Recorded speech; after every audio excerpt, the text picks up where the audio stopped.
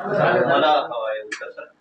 काल उशिरा धनंजय मुंडे यांनी देवगिरीवरती अजित पवारांची भेट घेतली. त्या भेटीत नेमकं काय झालं? शेवटी राष्ट्रवादी काँग्रेस पक्षाकडनं मंत्रिमंडळामध्ये धनंजय मुंडे हे अन्न व नागरी पुरवठा मंत्री आहेत.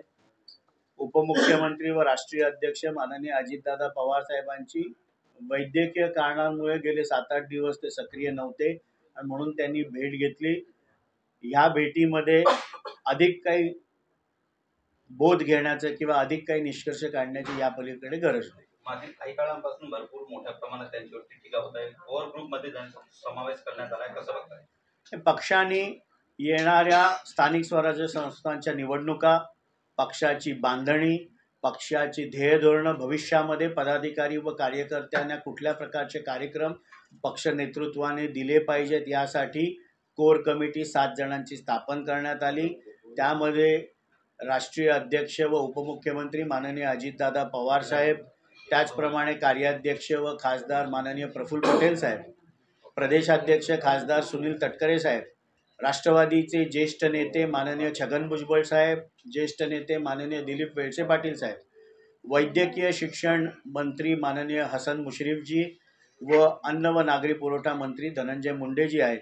आणि त्यामुळे 7 जणांची ही कमिटी भविष्यामध्ये राष्ट्रवादी काँग्रेस पार्टी अधिक सक्षम पक्षबांधणीतर्फे करून महाराष्ट्रामध्ये पक्षाची पाळ खोलवर जाण्यासाठी ही कोर कमिटी काम करेल. आपण आमदार असूनही आपल्या मतदारसंघामध्ये निधीबद्दल भेदभाव होतोय असा आरोप जितेंद्र आव्हाडांनी केलाय.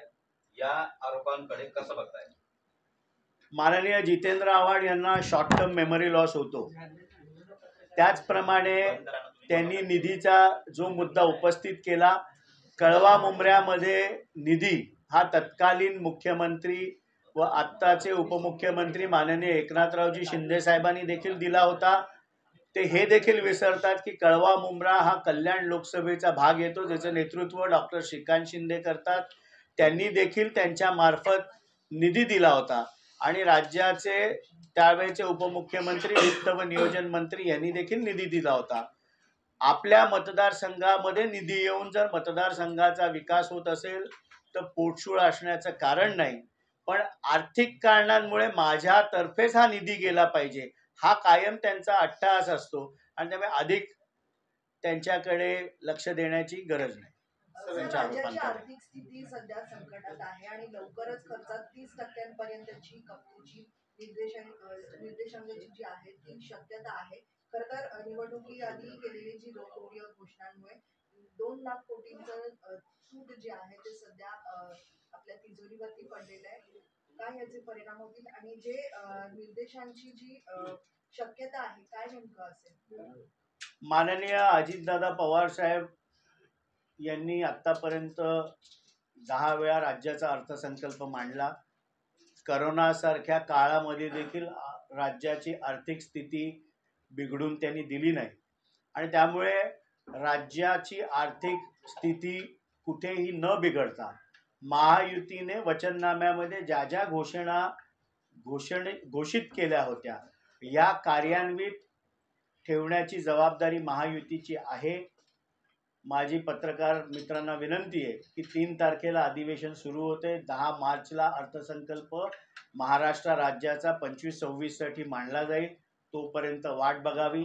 पण कुठेही महायुतीने घोषित केलेल्या जनसामान्यांच्या योजना या बंद केल्या जाणार नाही. ठाकरे गटाचे नेते खासदार संजय राऊत हे नेहमी माध्यमांशी संबोधित करताना बऱ्याच असंसदीय शब्दांचा वापर करतात. यापूर्वी पण या घटना घडल्यात, आज पण तसं झालंय, कसं बघताय? शेवटी महाराष्ट्राला एक सुसंस्कृत राजकारणाची परंपरा आहे. राजकीय मतभेद असले तरी ती मांडण्याची एक भाषाशैली आहे आणि या भाषाशैलीच्या मर्यादेचं उल्लंघन कुठल्याच राजकारणाने केलं नाही पाहिजे ही राष्ट्रवादी काँग्रेस पक्षाची भूमिका आहे.